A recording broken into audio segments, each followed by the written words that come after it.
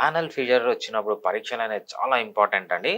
First మీరు చేయించుకోవాల్సిన ఒకటే ఒక పరీక్ష ఉంటుంది. మెయిన్ అది ప్రతి ఒక్కరు చేపించుకోవాల్సొస్తుంది. ఎందుకంటే దాన్ని బట్టే డయాగ్నోసిస్ అనేది ఉంటుంది. దీన్ని ప్రాక్టోస్కోపీ అంటాం. ప్రాక్టోస్కోపీ అంటే ఏంటంటే ఒక చిన్న కెమెరాని మీ యానల్ రీజియన్‌లో పెట్టి విజువలైజ్ చేస్తారన్నమాట లోపల. లోపల విజువలైజ్ చేసినప్పుడు క్లియర్‌గా కనిపిస్తుంది.